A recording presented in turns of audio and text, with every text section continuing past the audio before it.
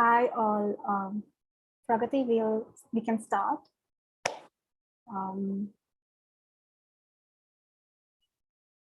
Hi all to one and all present here. Today is a special day. This is day 2 of PanACEa conference, and it is also the third day of the ACE week. And actually, one more special thing is today is the International Intersex Awareness Day. So happy International Intersex Awareness Day to the intersex community all over the world. Having said that, today we are going to be talking about intersectionalities of queer identities and socio-cultural realities and identities. So the topic is quite deep, profound in more than one way. So we'll be talking about it, and we hope to add insight and add some discourse, some kind of sharing of lived experience to this discussion as well. So we have also, this is recorded and live streamed. So in case you miss out or there is some possible way that there is something happening and you miss out, don't worry. It is on our YouTube channel, Asexuality Asia. So you can watch it over there as well. So let's start with Ashabi. Ashabi, take away. You can start your presentation. Okay. Hi, everybody. My name is Ashabi Owapure. I am from Chicago, Illinois, and my pronouns are she and they. If you are on Instagram, you can find me on the page Ace and Grace, and I use that to educate folks on asexuality while also uplifting the marginalized people in the community, specifically Black and Brown people within it. So I'm going to be presenting on, can you all see my screen? Yes, we can. Perfect. So I'm going to be talking about asexuality, the meaning and the intersections of the Black identity. So the first half of the presentation, I'm going to be talking about what asexuality is, the spectrums of asexuality, and how that looks like as a Black person who is asexual, specifically a Black asexual person. So here we go. Also, if you have any questions, just add them to the chat. I'll look them over after we're done. So, Asexuality 101. What is asexuality? Asexuality is basically a person who does not find another person sexually attractive, has no sexual desire towards them. And within the LGBTQIA plus alphabet soup anagram, the A stands for asexual. It also stands for agender, and it also stands for aromantic. Again, asexuality means no sexual attraction. It does not mean that you're celibate. Celibate is an active choice that a person makes in their life to not engage in sex. Asexuality is something that a person is born with, just like any other orientation. Asexuals make up 1 to 2% of the world's population. And although that seems like it's not a lot, that's about 75 million people and growing who identify as asexual people. So we're out here, we're a lot more people than people think there are, and we matter. Also, just to add, asexuality and asexual people are 100% part of the queer community. So, asexuality works on a spectrum. Asexuality goes from demisexual, gray sexual, and asexual. So demisexual is a person who doesn't find other people sexually attractive until a strong emotional bond is formed. And that emotional bond can form suddenly, it can form over time. It all depends on the person, but it very much is a part of the asexual spectrum. For gray sexuality, gray sexual is a person who very rarely experiences sexual attraction. So for me, a person who is usually between all of those things, gray sexual would be like if I find Wolverine attractive from X-Men, he's my one and only person who's very near and dear to me, and I consider him a person I very rarely find sexual attraction to. So that would put me in the spectrum of gray asexuality. So going on this, asexuality do's and don'ts, isn'ts and mights. Asexuality isn't abstinence because of a bad relationship. It's not because of religious reasons. Again, it's not celibacy. It's not because you fear intimacy or that you can't find a partner. Those things don't make you asexual. A person who is asexual very well may want to be in a relationship, may want to fall in love, may want to have sex and have an orgasm, may choose to masturbate, may not choose to masturbate, may choose to engage in any sort of sexual activity, and may choose to have a spouse with children. Asexuality, again, isn't based off of not wanting to have sex. It's based off of the lack of sexual attraction. So, asexuality and romance. Asexuals can still be involved in romantic and sexual relationships. Those who are not, though, are called people who are aromantic. And you can be aromantic and asexual. You can be also aromantic and bisexual. You can be aromantic and pan. Aromanticism does not only mean that you can be asexual. It's a spectrum, just like asexuality is. And again, it's not a choice. You don't feel the need to be involved in a romantic relationship if you're aromantic. But again, just like I said, it's on a spectrum. So you can be along that spectrum throughout your whole entire life. Okay. So again, with asexual and romance. In the middle, we see romantic and aromantic, and those who fall in the middle may or may not like sex, can again be heterosexual, homosexual, bisexual, etc., and may or may not want to call you back. It's a spectrum depending on who the person is and what they themselves are looking for in their relationship and in their life. And then we have on the next side, romantic, platonic, and passion. So there are different types of relationships within the queer community, and there are different types of ways you express love in the queer community. So they can be romantic, they can be platonic, they can just be within like a queer relationship. So it's a bunch of different things that you yourself can define. And however way you define it, no matter how you choose to, and so long as you're being safe and consenting with other people, that's totally valid. So, asexuality and myths. A lot of the things that are said about asexuals is that you don't have sex and that you're a virgin, that you can't be in a healthy relationship, you can't be kinky, and that you're missing out on a lot. In the comic next to that text, it says assumptions about asexuality. And each person is saying something that's assumed about asexuality. So one person is saying, you can't be in a relationship. Do you even care? How can you ever love him? You're not even attracted to him. He's still sexual. You're not. How's this going to work? And then the person who is asexual is saying, and I'll never find you attractive. I'll always have trouble having sex. I'll get bored when we kiss, and people will doubt your sexuality if they know. A lot of these things come up in relationships, and oftentimes people think that because these things are assumed about asexuality, that asexuals can't live a fulfilling life, that they never be happy, that all of these negative things are associated with asexuality. And that's simply not true. There are people who are asexual and are virgins. There are people who are asexual and are sex workers. There are people who are asexual and have several children in their lives. There are people who are asexual and are doms or subs or in the BDSM community. You're not missing out on anything being asexual. We're all living the human experience, and it's all different for each of us. So asexuality doesn't mean that you're missing out on any single thing. It just means that you're living a different life than other people. Cool. So asexuality and intimacy. Asexuality and intimacy, you would think don't go hand in hand. And that thought usually comes from negative connotations that we usually hear in media or from other people who aren't educated about the topic.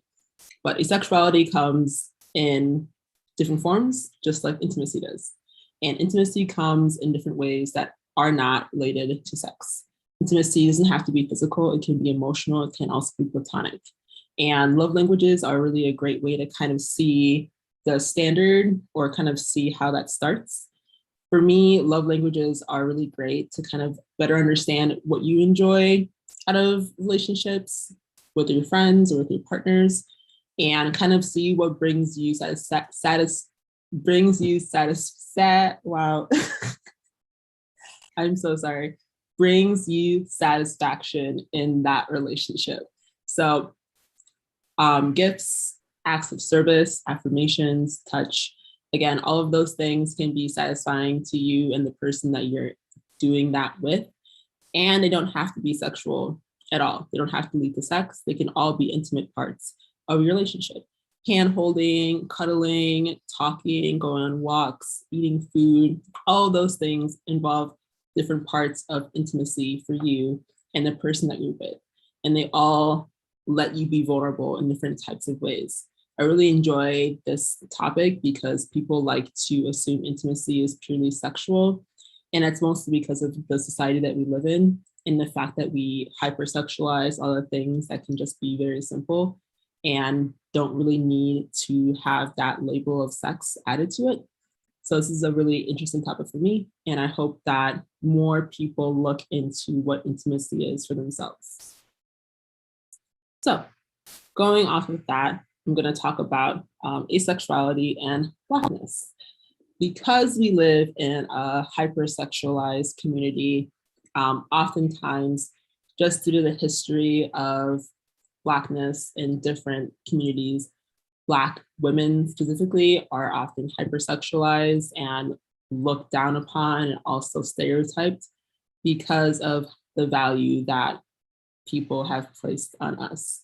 So in this slide, I added the quote from Malcolm X: "The most disrespected woman in America is the Black woman. The most unprotected person in America is the Black woman.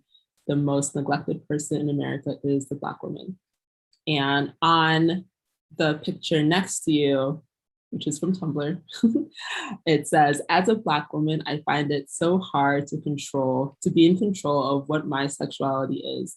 White people have this conception of Black women as hypersexualized, and Black men expect us to be celibate. Wait for them and raise their babies. I hate the fact that no matter what I do, I fall into a stereotype." So this also leads back into the hypersexualization of Black women in society, often labeled as hoes, strippers, baby mamas, sex workers. There's also a part of Black women be mammified, which is we are usually seen as servants or in servitude to people who have higher social power to us. And we don't really have the option to be self-aware because society objectifies us before we even have the ability to know who we really are. So in that sense, I'm going to lead into our next slide, which is about asexuality and Blackness again. Quoting Sharonda J. Brown, who wrote this really lovely article about asexuality. "Asexuality is already greatly invisibilized as a queer identity. Black asexuality even more so.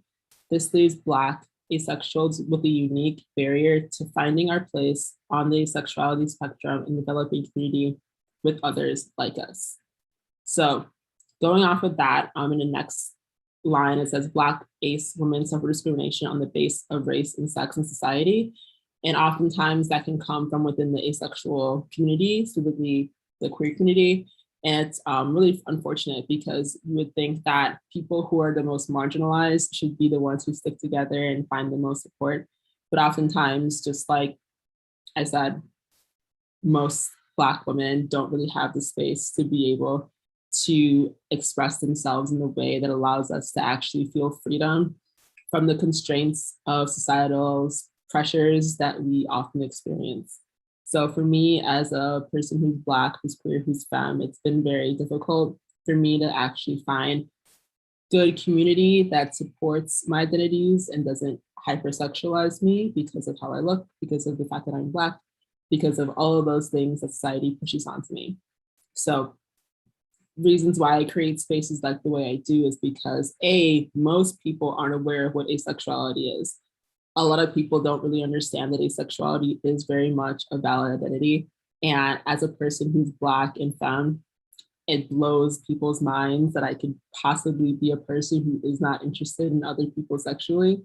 So creating spaces that actually allow people who look like me, people who hold space similarly to me, for us to actually find comfort and letting go of those ties that we often walk around with because of what we live in this world is really, really important because it allows us to actually feel validated in our experiences and our truths. So in the next slide, it's kind of how to support Black asexuals, but this also applies to most people within the community who are marginalized.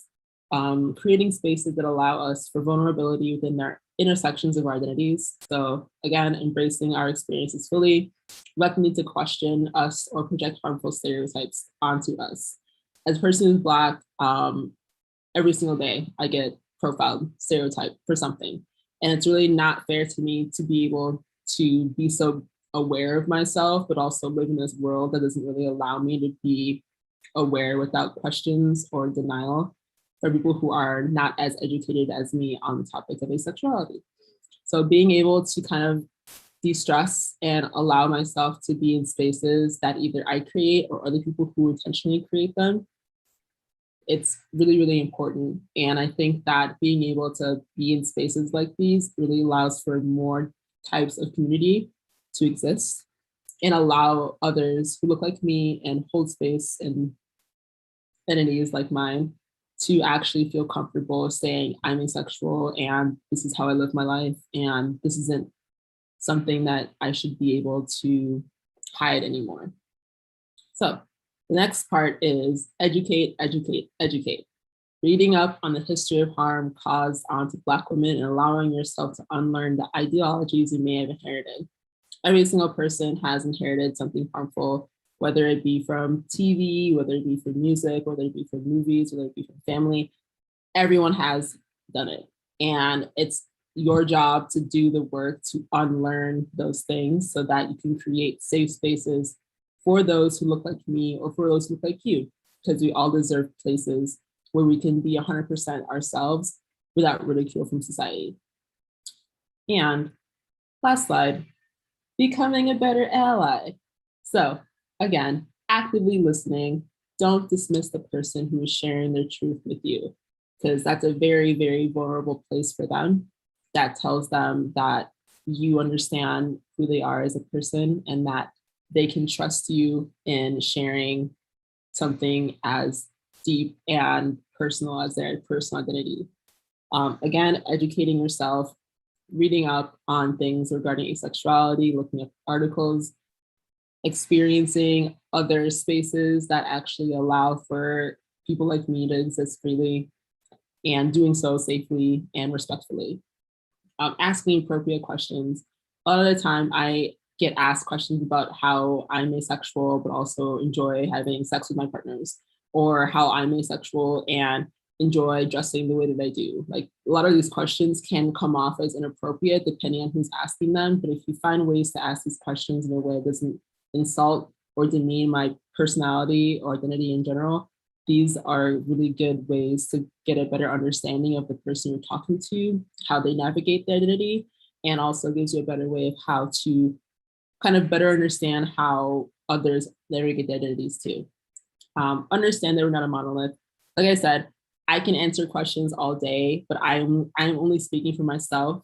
Other people have other ways they navigate the world, and honoring those ways is also the best way to better educate yourself so that you know how other people live their life.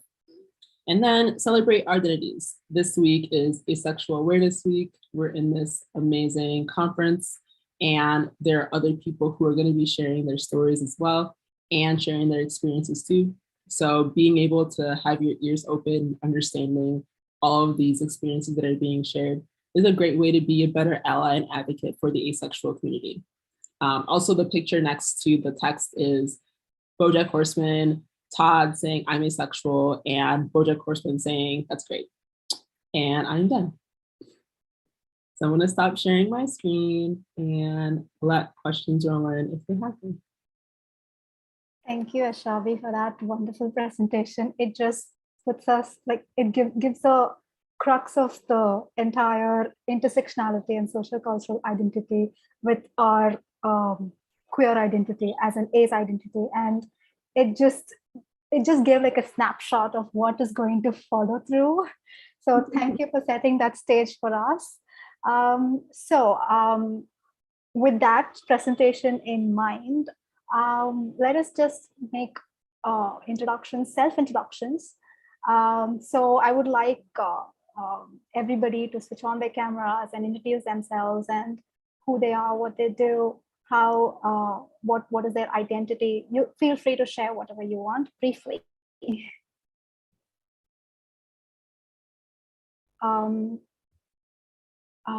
Can I then, okay, Chulumano, can I have you go first? Okay, thank you so much. Hello, everyone. My name is Tulum Michelin, and I am from South Africa, and I'm currently based in Cape Town. I am a student majoring in philosophy, gender studies, and politics. I am also an artist and an activist. One of my most recent works was a Queerpedia, Pocket Queerpedia, which is basically a booklet that explains terms that are used in the LGBT community, particularly in South Africa, and just explaining, it's like literally just a glossary of terms that is illustrated that explains that. Yeah, that's pretty much it. I do quite a lot. Like I said, I'm also in art, so that would take a minute for me to get through. But yeah, I feel that's what's most important. Oh yeah, and my pronouns are they, them. I identify as gender non-binary, and I'm an ally of the ace community. Thank you. Thank you, Chulumano. Prashant, can I have you next go for your introduction? Sure. Thanks very much, Sneha. My name is Prashant, and currently I work at Intersects Asia. It's a regional organization which works on intersex human rights based in Taiwan. I'm a lawyer by training and currently based in Sweden. My work is primarily on the, primarily on intersex human rights as well as on other SOGI issues. I'm very much interested in understanding the ace community, and I'm also an ally. And yeah, that's more or less about it. I look forward to the discussion. Thank you. Thank you so much, Prashant. Mingyuan, if I'm pronouncing that correctly, can I have you introduce yourself?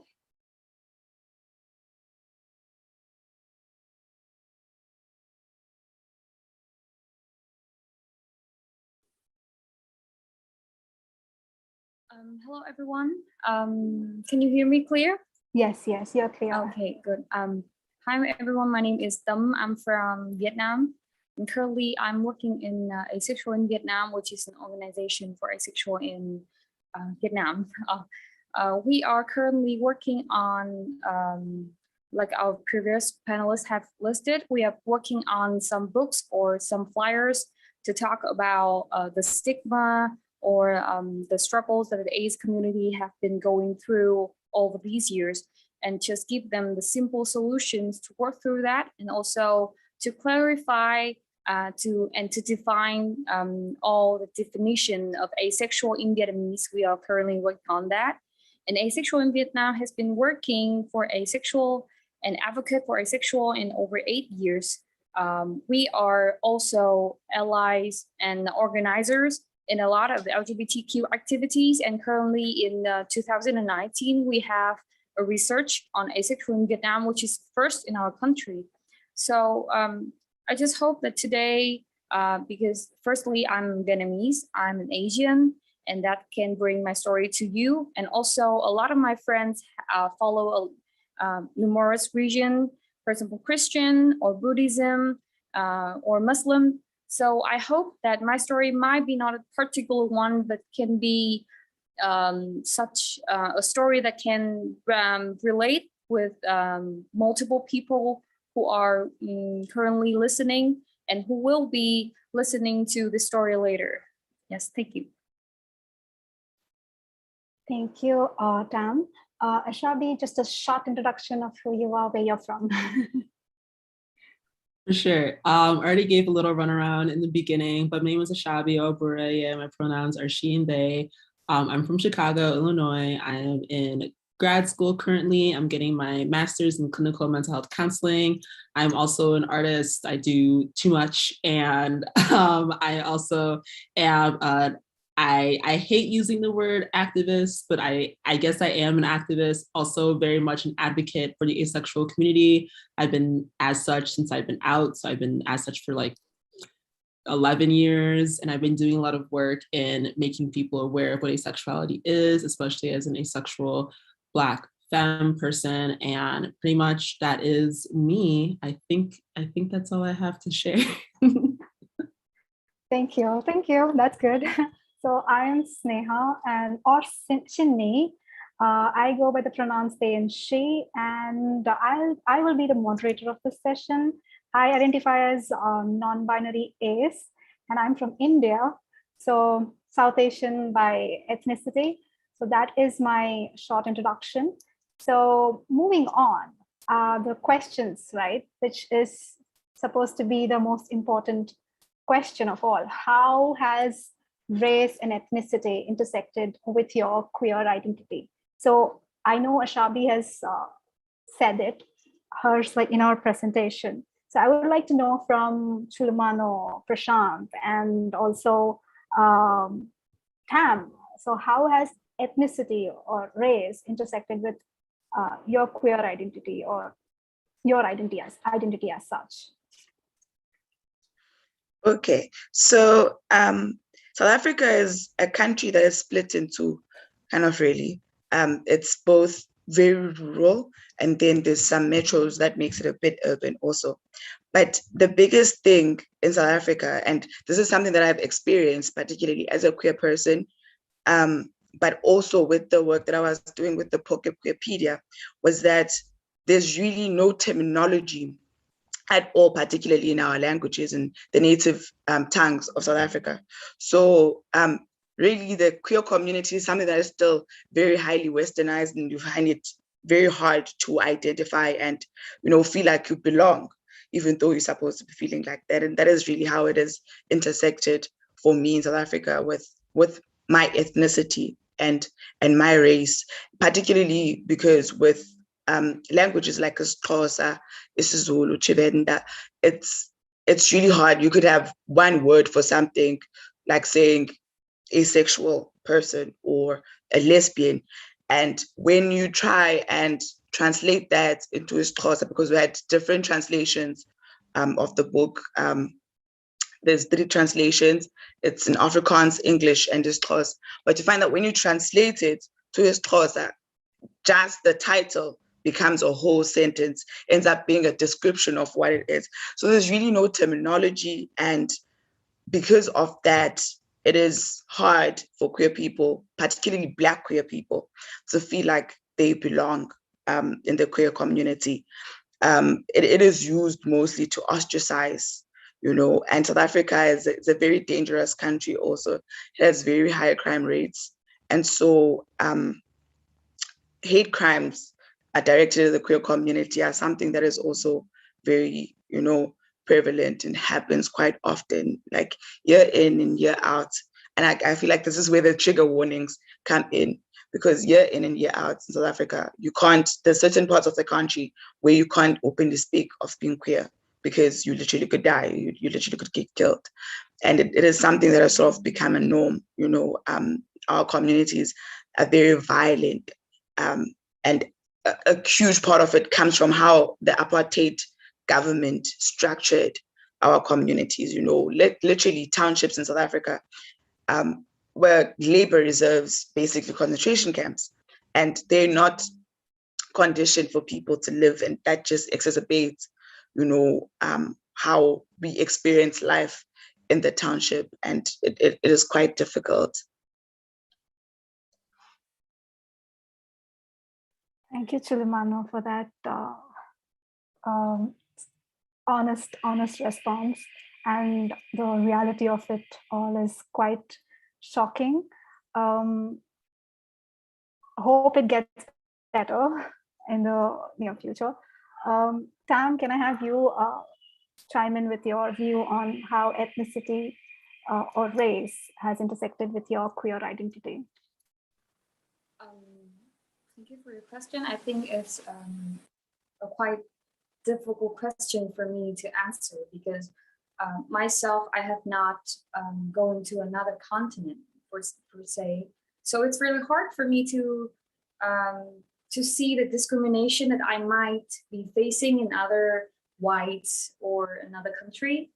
But for my ace friend who have gone to America or Europe, I share the same viewpoint as them because they have faced, because the white community is often referred to us like we are so tied to a concept that we only have sex after marriage, that we are just like very traditional, and because we are yellow skin, because we are Asian, that's what they make thing like that. And when they discover that I don't know, the adolescents in Asian country, they start to have this kind of trend of following the white community, that they want to explore sex, they want to have sex education, and they want to discover their sexual identities on their own because they do not have a proper sexual sex education. They are really surprised. They are just taken aback by that. And it just gives me a really weird sense of human being, because we are now in the center of being a stereotype that we are not bound to sex. We are only have sex when we are married, or only when we have kids, and we are in the different part that we, the older generation or the white communication think that we are more open about sex. So we are like in the center, and we are suffering from both of the stigma that we are facing.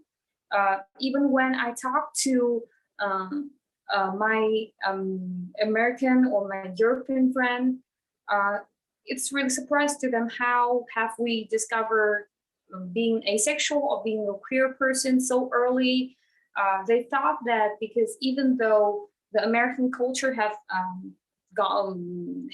transferred to us, we just stuck in our traditional background. So I think first of race, that is my story.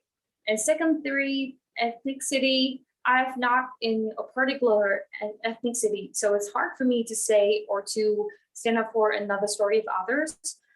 But in my country, we have 54 other ethnicity beside the most major one. And we often regard them as being a kind of, that being a disadvantage, and they don't have a proper or a fully educational about sex. So when people from special ethnicity comes out, it's very surprising to them that how can a person know that they are queer without the education? And in our community, to see people with special ethnicity being a queer person is still a very hard question, and still a hard model to see. Because even though we are Asian, we are stuck with the stigma that we only have sex in after we're marriage. And the special ethnicity, they even have to bound to stigma that they are poor, that they are ill-educated, that they have premature marriage. That how can a person being proud and can come out and being just open about their sexuality, they have to overcome so much of the stigma that already there in their community, and also have to come out again in the major community. So I think it didn't directly affect my queer identity, but it somehow shaped me in a way, sorry for the noise, in a way that I have more sympathy, that I am more open, that I'm in a position, I am a privileged person, an underprivileged person in the same time, that I have to fight for my rights, but also I have to fight for the rights of the other. And I think that the story that I think that every panelist today wants to bring to this conference, wants sharing with the audience. Yes. Thank you, Tam. That was a lovely insight into ethnicities within our own countries, because our countries are so diverse and there is so many cultures coexisting within one region, within one country, and it is quite hard to unpack all those. Thank you for sharing that. And Prashant, what about you? How has your work with Intersects Asia given you an insight into how ethnicity plays an important role in the intersex community, whether there is any difference in the way intersex community in Asia sees, like how it is different from the intersex community from the West? How do you see that happening? Yeah, so since I'm an ally of the community and I have worked on this subject primarily as a researcher, so my interface with the subject has happened only by, examining the literature on the subject, and as well as, interacting with the community members.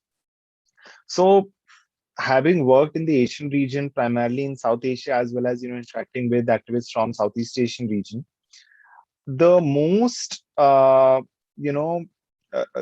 most startling fact is that they have never had the opportunity to define themselves, or never had the platform to, talk for themselves. Till now, either it has been the medical practitioners who have, dominated the space, and they are also coming from a completely, you know, uh, Western notion of gender and sexuality, and that's how they have defined. And unfortunately, even after, countries in Asia started becoming independent, starting having their own constitution, making their own legal systems, they were never able to break away from that, uh, those notions. So the thing is that what I see right now is a lot of countries, when they are, trying to correct those issues in their legal systems, they are going back to their own ancient literature, their own understandings.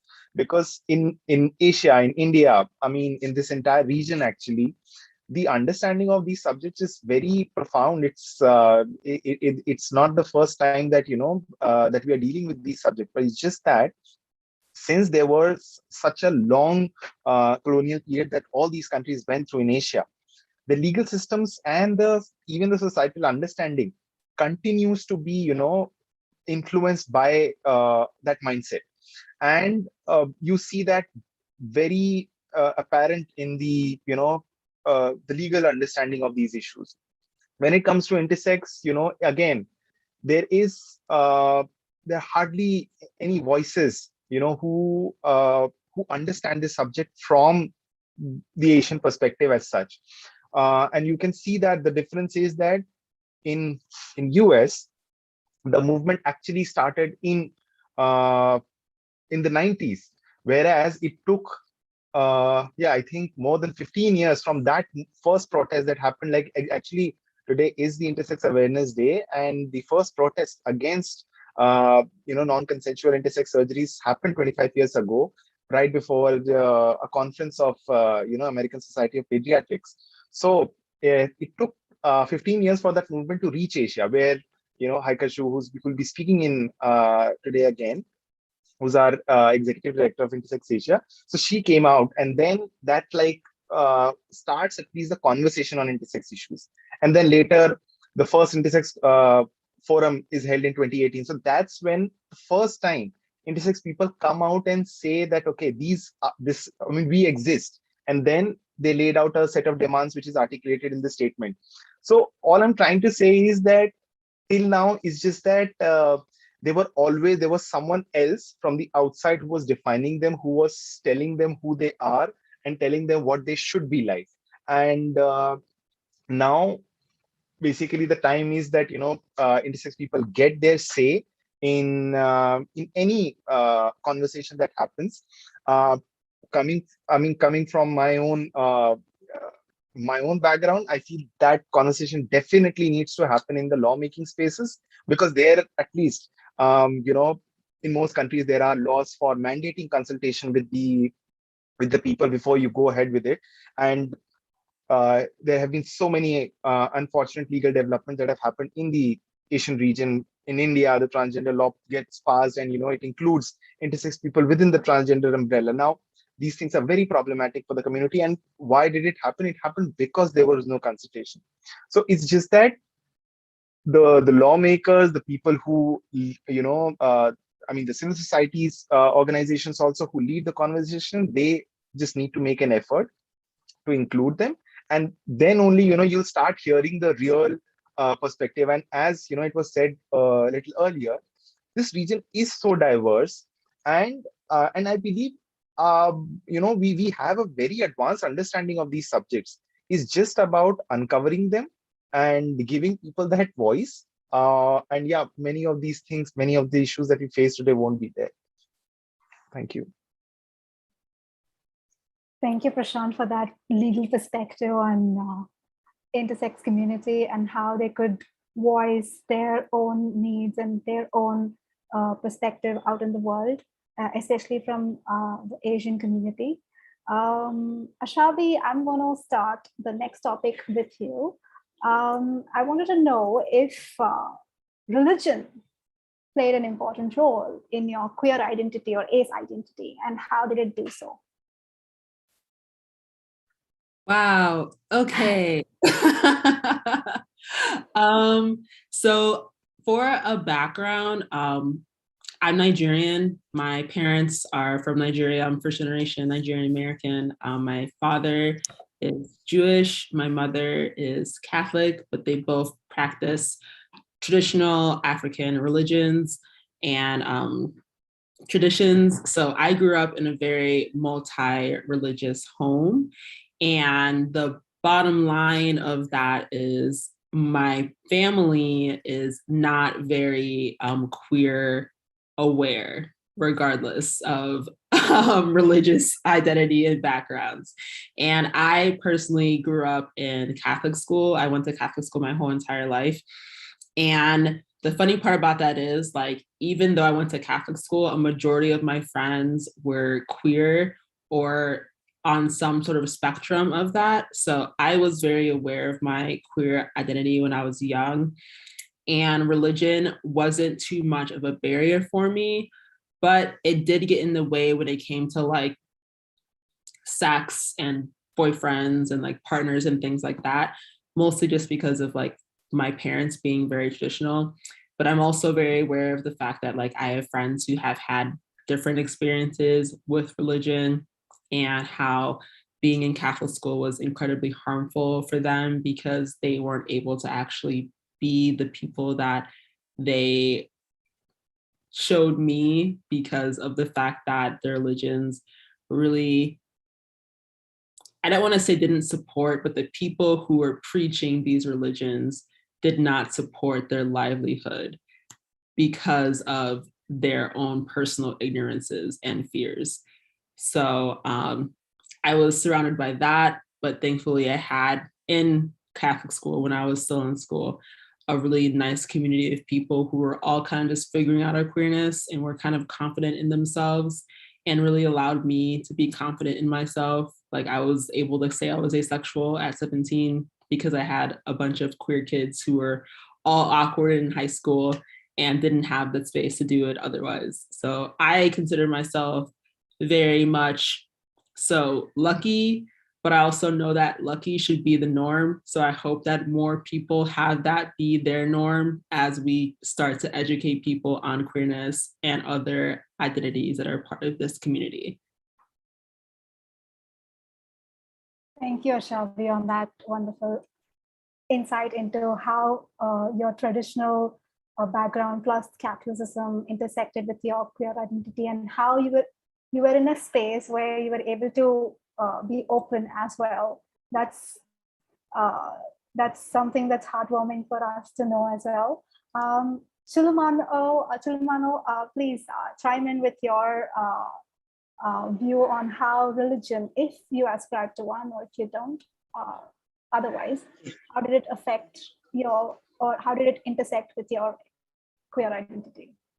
Okay, so I grew up, for a better part of my life, I grew up in a village, in a remote village here in South Africa. And a bit later on in my life, I moved to the city. So I remember back when I was a child, I really had no interest in boys, really. More than anything, the only interest I had was just friendship. But like, I guess my parents always just thought, still a child, we'll get to a point where she's a teenager, they're a teenager, and, they're going to actually start exploring. And I remember having such conversations with my mother where she would come and ask me, would say, like, are you lesbian? Something going on with you? Something wrong? So because also at home, we grew up in the Methodist church. But like a lot later in my life, when I went to high school, because I went to boarding school, a lot later when I went to high school and I was in the city, things became a bit more clear. I started understanding myself because, like I said, there's really no terminology around it. You come and say that you are queer, you're told that it's demons. And you have to go to church and they want to pray for you because you have demons. And that is the leading. People are taken to,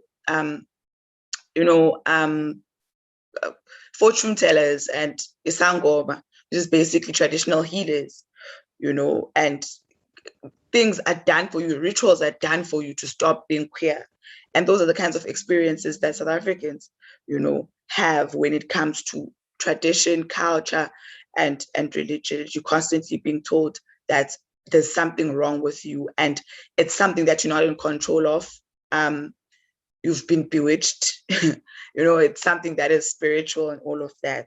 But the craziest thing is that when you start looking into things around, even like issues of spirituality, people who are traditional healers, izangoma, can be masculine presenting.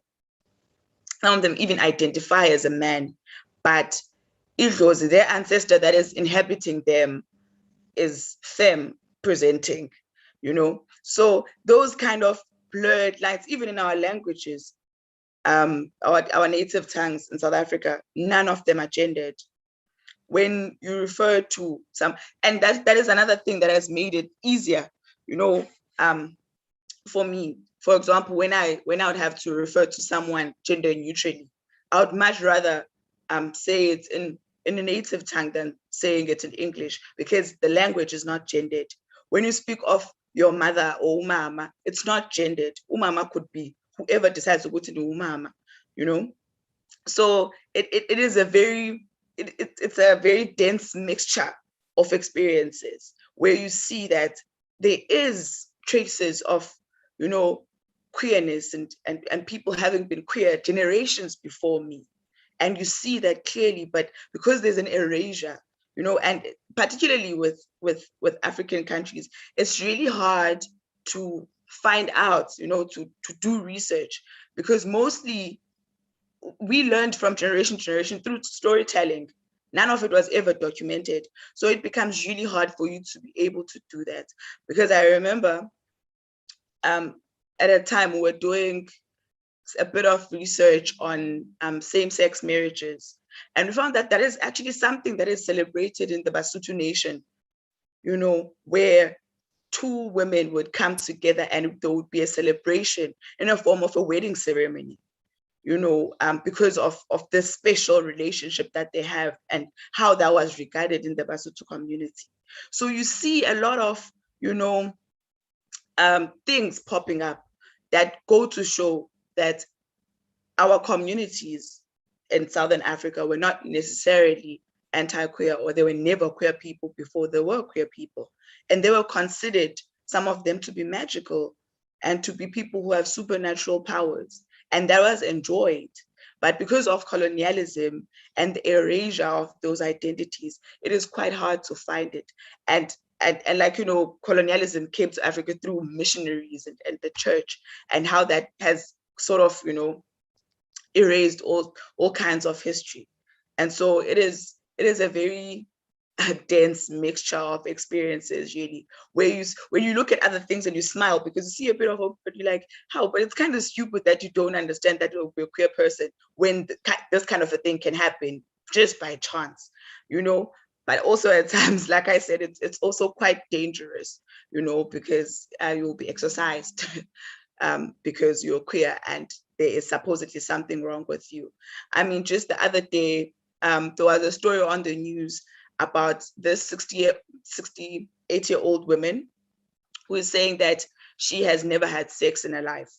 And she's just saying that she would just pray it away, you know? And it brought up that conversation that this person could be on the ACE spectrum and they wouldn't know, because there is lack of awareness, lack of information. People are never able to freely speak of their identity. And on top of it all, you're just constantly bombarded with religion that, because they say don't be adulterous, you are able to just pray away the urges of wanting to have sex, or urges of, you know, having sexual attraction towards someone, and not being able to have the words to describe yourself and describe who you are and how you feel. And that is something that has been most difficult, you know, and religion and culture at times continue to try and erase that. But I could say we're making strides and steps, you know, towards, because there's been more activity around the queer community in the country. Wow, that was quite like, I never knew so much about, like, I never knew that there existed some kind of traditional celebration for same-sex marriages in the, I think you mentioned some community, I didn't catch the name, but it's quite heartwarming that traditional cultures have, like, the cultures previous to colonialism, and how colonialism has erased all those traditional practices and the queerness that was present in the traditional cultures. It's interesting to note that. And Prashant, can you chime in here with your insight into religion and how it affects the queer identity and how it intersects with the queer identity? Sure.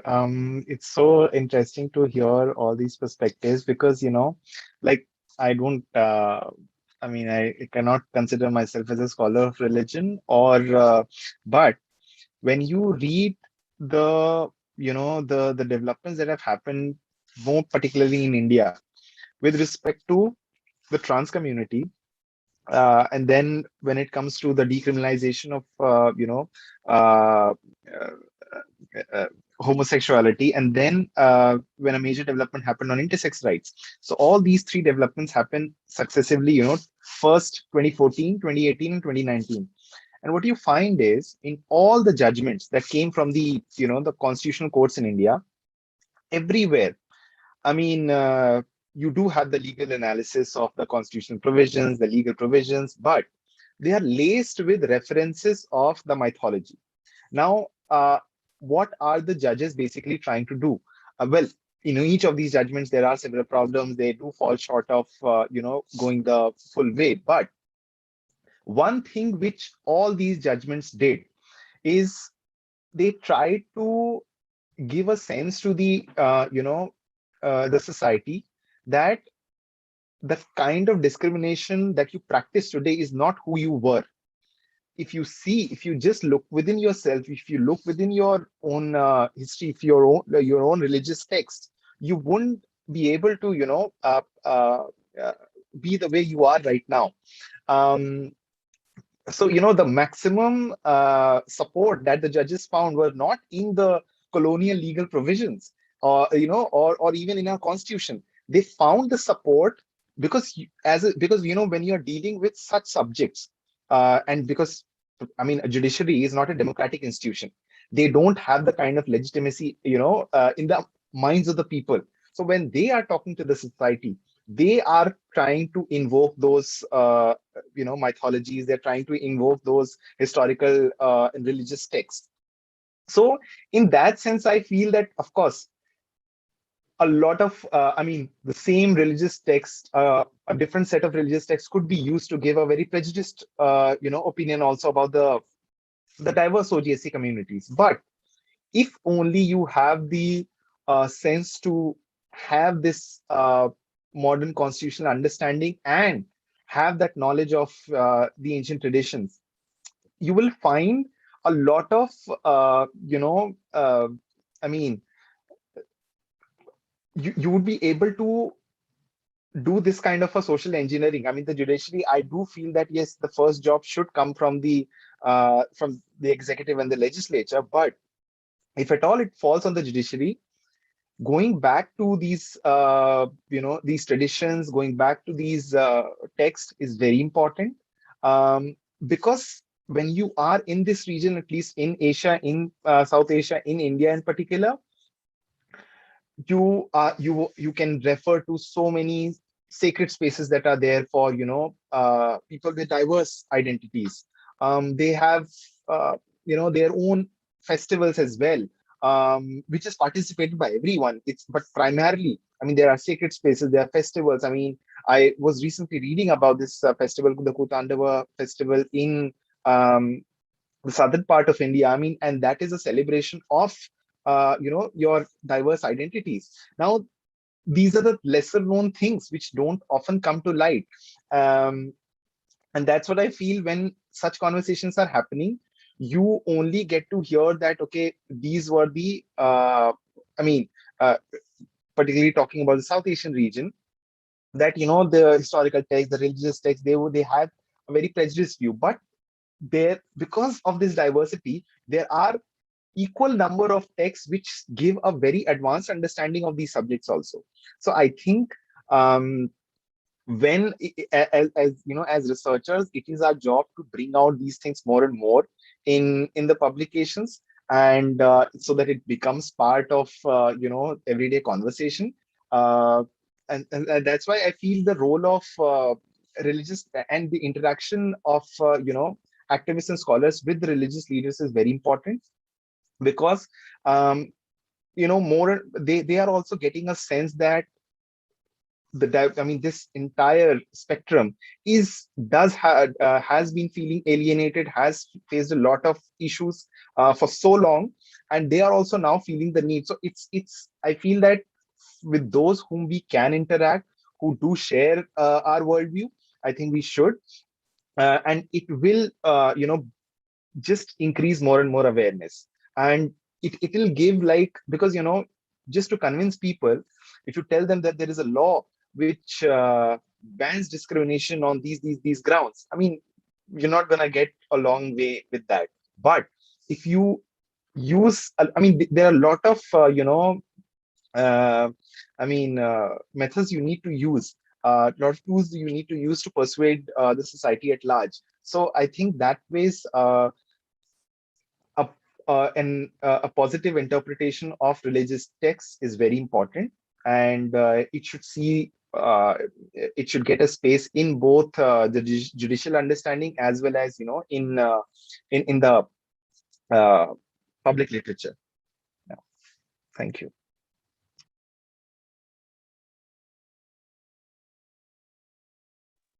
Thank you, Prashant, for that insight. Actually, Tam has dropped off, I guess. Let me just check if she's here. Oh, she's here. Yes. Tam, we were talking about religion intersecting with our queer identity, our ace identity. So how is it back in Vietnam? How the religion intersects with queer identity or ace identity? Just give us your thought on it.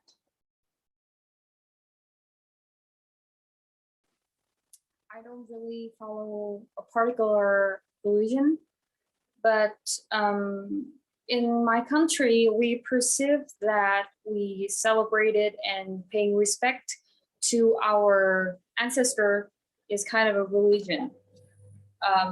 So therefore, to respect our ancestor, we have to get married. We have to having kids. That is part of your vision in life. And because you are following that religion, you have to do it in order to pay respect to your ancestor. That is per se.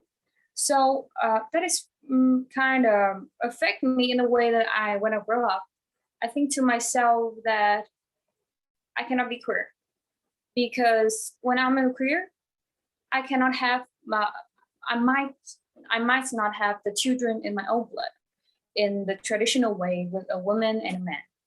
And that is due to my family is not the right way to do it. You are not allowed to be queer. You have to get married. You have to have children. You have to create a family. That is what a traditional calls, and that is the religion that we want to look up to. And that's kind of affect me a real long time to just get to the point that I know that I don't have to do that anymore. I can break free, and I have to live on my own, and my children is my decision, not others.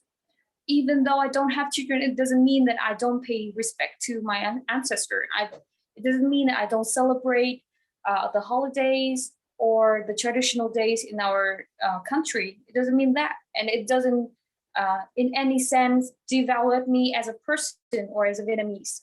So even though I don't follow restrictively to a specific religion, I always know that I have to, and I long for this tradition to keep going on.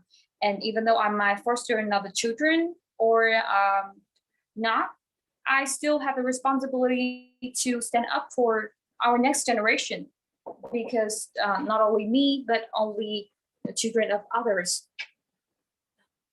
And that is basically a little bit about a religion, but about the misconception and queerness and sexual or asexual orientation that people based it on religion is have a lot on culture. But for example, I know that in India, a lot of people follow Buddhism, and my friends are facing the same struggle, but also an advantage that when you say that I don't have sexual attraction to others, people say, oh, because you are following Buddhism and it's something you have to do. It's not your choice. So in kind of way, they can dodge the question about marriage and sex and children in a very funny way. But in the other way, some people just think that asexual people doesn't have any emotion. They don't feel love. They don't have platonic relation. And they think in a very humorous way that also asexual people is Buddhism.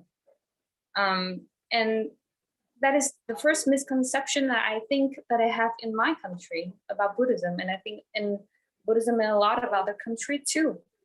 Yeah. And maybe I just, for now, I just thinking about that. I might add into something later. Yeah. Thank you, Tom, for that insight, because I definitely see this happening in India. Even within the Hinduism, there is a higher pedestal given to celibates, the so-called religious gurus, because they practice celibacy. And when it comes to asexuality, that kind of acceptance, that kind of reverence is never given. And it baffles me, actually, that you are okay with celibacy, but you're not okay with asexual orientation. It doesn't make sense in my head. And like sometimes there is an equation of two, like this is celibacy is equal to asexuality. And that is so wrong. That misconception is completely untrue. And because celibacy is an act of choice, it is voluntary.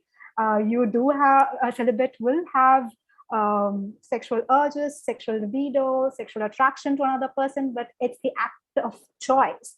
Whereas asexual orientation is not a choice, it is who we are. And that basic difference is so important.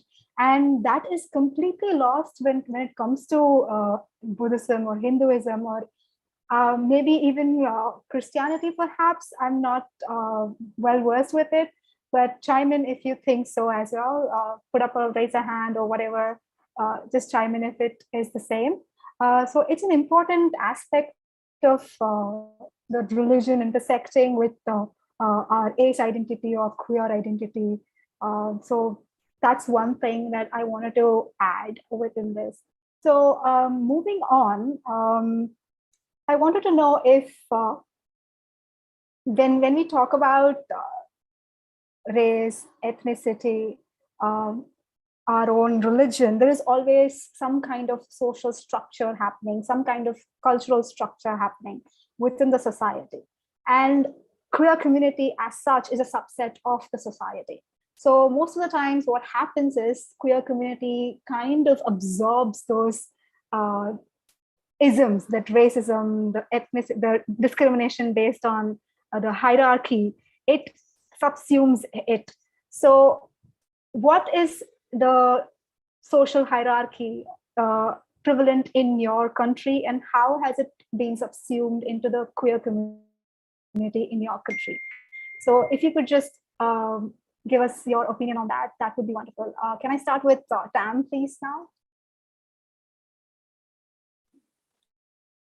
Oh, sorry. You were asking me first, right? Yeah, you're asking me. Yeah. About the social construct in our society, I think it does play the role. Because, as I was saying, the religion that we are having, and as I'm having, is to praying to our ancestor. So, including in that, you have to pay respect to your parents. And by that mean, I have to say it again, you have to have a family. That is, I think that is kind of social construct in my mind to me. But do you, talking about the class, the poor, the rich, or in any sense, can you please a little bit explain more to me about the word? Yeah. No, the social hierarchy that happens, right? Because there is some class happening. In the case of, let's say, in the case of India, we have the caste system that happens. And that caste system is a part of the society, is a major part of the society. It defines the society, Indian society as such. And when it comes to the queer community, that caste system is also subsumed into the queer community. As in, even within the queer community, the caste system interplays with the identities. So even within the queer community, you have the caste system playing. You'll have people having the dominant. Yeah, something very similar to that. Is there something similar that's happening in the Vietnamese society? Is my question. I think we have the same concern about the heterosexual, of course, being regarded as a top tier, and you have to be in that to be regular, be considered as normal or regular, or just like being white above all of color others. But in the LGBT community, yes, we have faced the same problem. First, they do not understand asexuality, and they do not regard asexuality as real. And a lot of people just, because for example, the gay community, they have a lot of sex drive. So they imagine, how can a person being an asexual, and because they are the most represented sexual orientation, I think, in almost every country, and because the gay community is also kind of the first community that come out to the world. And that is basically just shove we all in, even though we have existed for more than 8 years, our asexual in Vietnam. Not a lot of people know about us, even though we have organized numerous events about LGBT, big and small, they do not know about us. And that is kind of a weird position that I find when I join Asexual in Vietnam. And I talked to the creator and the founder of the group that how does it happen? Even though he is an asexual, he has to fight for being an asexual in the LGBT community and being an LGBTQ activist. And because he's also gay, that is kind of a privilege for him to get into the LGBT community. So for us, we are heteronormatic, but we are asexual. It's kind of harder to bring into the conversation. And even though I'm surrounded by my LGBT friends, sometimes the story just doesn't really resonate with me. In Vietnam, we have a term, it's called BD, and it's the term for the LGBT community in general. And asexual is kind of in the middle of LGBT community and the heterosexual community.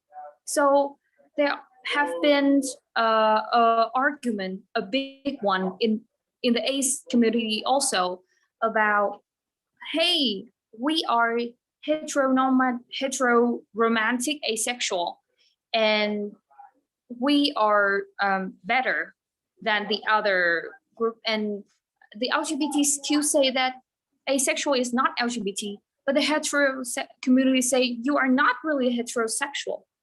And even subclass with demisexual and gray sexual, they also have that communication that being 100% asexual is top tier.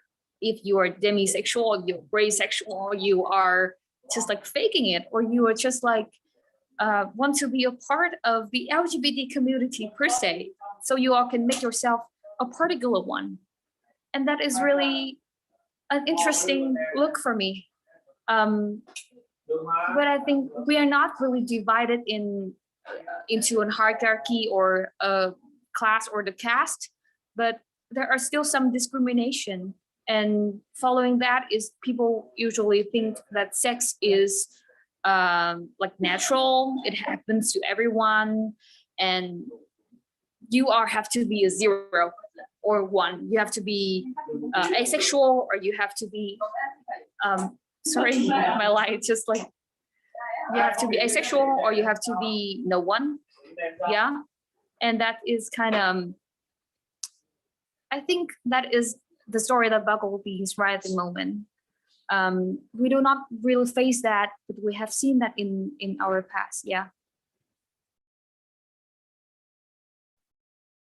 Thank you, Tam. I think I gathered one important point is where you said gay community has a precedence, and that happens to bring an important point because gender seems to play an important role in Vietnam.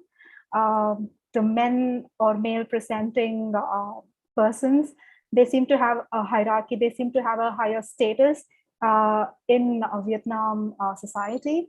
So therein, it is also happening in the gay community as well. That is being subsumed into the gay community, into the LGBTQ plus community as well.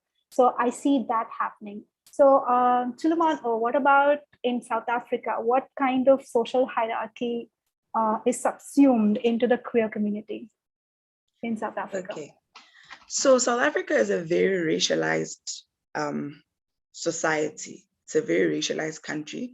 And it all dates back into how South Africa was colonized and basically just the making of the South African working class, which was a highly racialized process, you know, and it was solidified by apartheid and segregating people and the supposed segregated development, you know. And so really the hierarchies that you see there, or the sort of social identities that are there, is you are either Black or white. And your Blackness will then, it is like the starting point of your identity. Before anything else, you are Black. And that's sort of where it starts. So obviously, queer white people in South Africa have very different experiences than those of queer Black people in South Africa. You know, that of Black South Africans is characterized by, you know, poverty. It is characterized by oppression, not only because you are queer, but your oppression starts from the fact that you're Black. And it then leads to a point where people that there is a need for expression more than anything, there's a need for expression, because you face oppression because of your Blackness. You face oppression because you're a femme presenting body. You face oppression because you're queer. You face oppression because, and of course, there's also that thing of that thing of sex. You know, if you were assigned as male at birth, even though you are queer, if you take, you know, such a stand where you are very masculine presenting, and you're not the typical gay, then you're more accepted in the community. I mean, there's trends that have started in South Africa from like a very long time ago, when I was still, before I was even born, during apartheid times. You know, there's a thing that called after 9 in South Africa, and that is known as gay men who only come out as gay after 9 p.m. In the clubbing scene, you know, when you're out after 9 p.m. would be a time known for when gay men will come out, gay people will openly be out about their gayness. And then when the sun rises in the morning, you go back to, you know, fitting in this heteronormative society that wants you to be a heterosexual person. And, you know, it most definitely became a thing for particularly Black men, because it is hard to express yourself as a Black person in the country, obviously tied by other things like culture and all of that, but also the passing on of masculine figures being points of power, and being points, the patriarchy basically, that says that masculinity means, you know, being assertive, means being a leader, means being a provider, and all of these things that are bestowed onto people that look masculine, that are masculine presenting. And so there's also layers of those sort of identities and sort of gender roles that are put on people, and they take up on that. And you'll find that a lot of people, a lot of Black men who are either bisexual, pansexual, or gay will be married, and they have a full-on family with a wife that they go back to every day when they come back from work. But they will still have a partner or a boyfriend, something that's hidden. And for sure, like, other people in their life will know, but you'll still be forced to be married, because you're a Black man, you're supposed to have a family, you're supposed to do this, you're supposed to do that, you're supposed to be strong, and being gay is a sign of weakness, you know? So it's something that is really centered around your Blackness. Race is the highest form of hierarchy that there is in the country, that you are either white or Black, and being white defines who you're going to be, how your life is going to be, and how it's going to look. Whiteness is synonymous as being well off, having a good education, being a great leader, being a boss, being all of these things where you assert dominance upon other people, and being good, and being the positive. Whereas as a Black person, either as a Black masculine body, you presented as a violent being, as a very monstrous being, you know, even when spoken about to. And as a Black femme presenting body, you presented as a hysterical being. But on top of that, you also presented as a being that is a victim, but can't be violated. So there is no threshold for what kind of violence can be given to you as a femme body. Again, trigger warning, which is why it is so easy to sexualize Black women or Black presenting femme bodies, because there's this constant idea that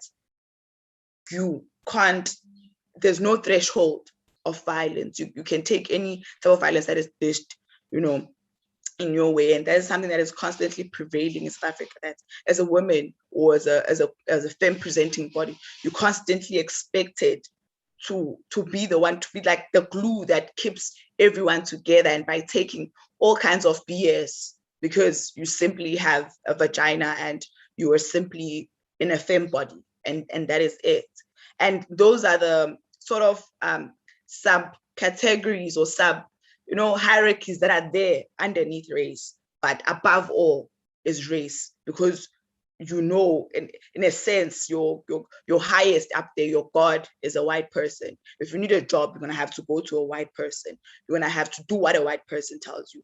By laws that are still effective in South Africa, you know, around sex work and other things, are laws from 1957, 1950s Mang Mang, when apartheid was still in full effect, and they're still in full effect in modern day South Africa, in democratic South Africa. You know, you still have debates upon debates in parliament around you know, legalizing of civil unions, and they don't even call it marriage, it's called a union, because as a queer person you don't deserve the sanctity of marriage, you know, which is one of the things that will anger you as a person, that why is it so much less and less than that my marriage is called a union and not a marriage, because I am simply queer and I'm marrying another person that is presenting as me, or I don't necessarily ascribe to identities that I'm trying to be boxed into. So it's still, I think the point I'm trying to boil out down to is the fact that it is very racialized, and your first identity, the first thing that people see when they look at you, they either see a Black person or a white person. Everything else will follow from there, but to subjugate it for particularly being Black. And it gets even worse. The triple-fold oppression gets even worse as you go down and you look at the finer details of people's identities. And yeah. Thank you, Chulumamno, for that. I mean, the race and the gender is such the patriarchy, as you pointed out, it just brings in layers of oppression, and it does seem to be like a dire situation. Okay, I know I'm affected by this, but I have to, as a moderator, I have to move on. So, Ashabi, what about your experience? Is it similar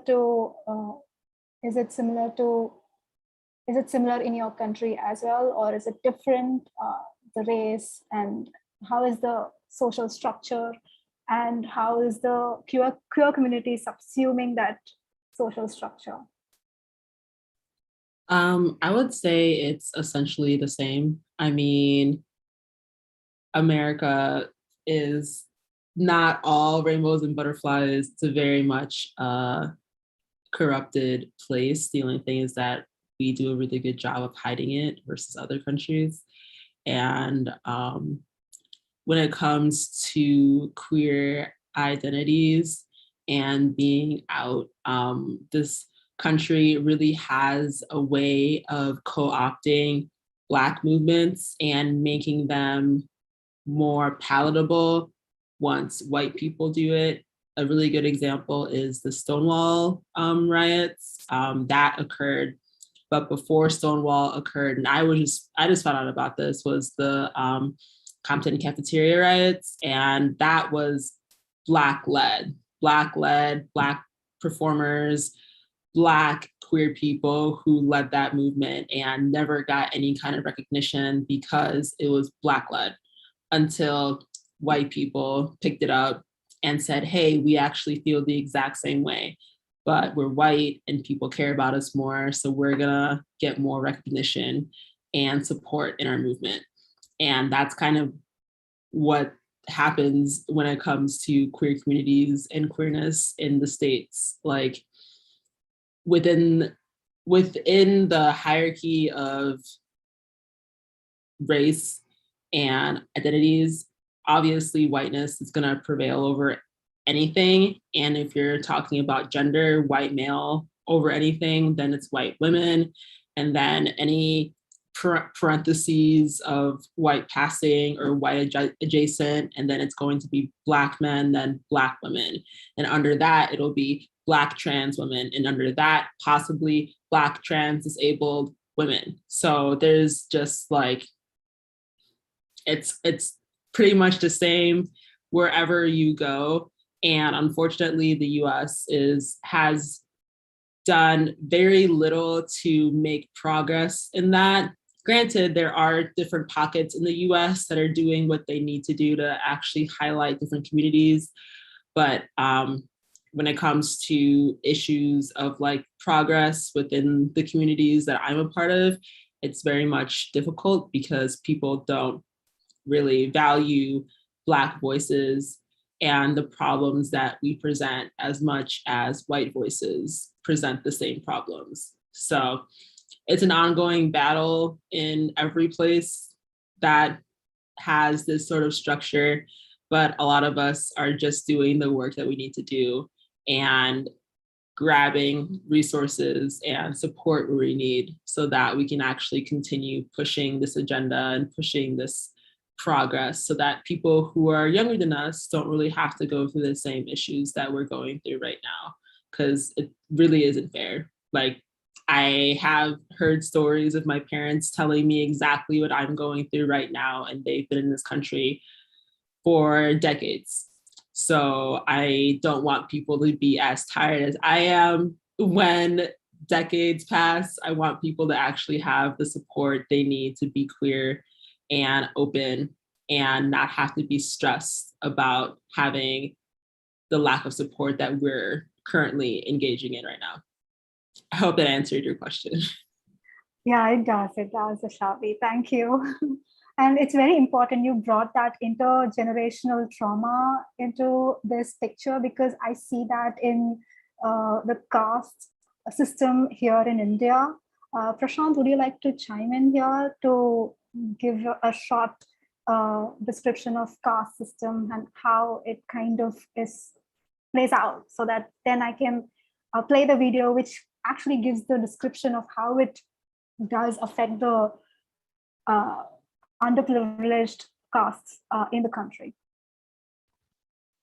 Yeah, I mean, I'm quite excited to see the video now that you mentioned it. So I think it'll be better to have a fuller understanding of that, but of caste through that video. But just to say that the hierarchies within the caste do exist, and it is very much visible in the amount of say, different groups within this caste systems have, and the kind of influence that they have in in defining the laws as well as policies. So you do see the interests of a certain sections within these castes only getting represented over there. And one lesser known fact is that it is thought that the caste system is only present within the the broad Hindu community. It's as much present within the Muslim communities as well as Christian communities within India. I'm speaking. So basically, people from all religions are affected by it. So queer people from both Muslim communities as well as who's practicing Christianity, they're all affected by it. So it is something which is a huge political issue, always relevant, but never, whenever issues of people from the so-called, the marginalized caste is brought up, there, I mean, it's always socioeconomic issues that come to the fore. They're never,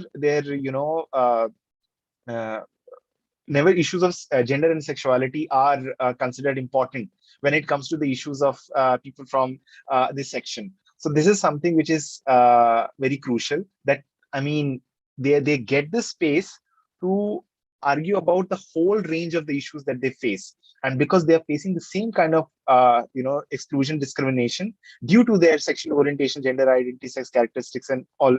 So yeah, I feel that this is something very important. I'm very much looking forward to the video that we are about to see. Thank you, Prashant, for that introduction to the caste system. Basically, there is 4 sections. One is the Brahmin. The next section is the Kshatriya, which is the warrior clan. The Brahmin clan is the highest, the pedestal clan, higher pedestal clan. The next comes the Kshatriya. The third is the Vaishya, which is the business clan. And the last clan is the Shudra, within which there are different, again, sub-communities. So the lowest of them is the Dalit community. So the video will talk about that as to how it is present, this kind of structure is also present in the queer community in India, and how we can try, and I mean, it does try to give a solution to it, or kind of caveats for us to hold in mind when we talk about queer movements in India. So let me just share the audio. Actually, the person is his name is Adi, and he's from the south of India, and he writes about caste, intersectionality of caste and queerness. So this is his take on the caste system within the queer community.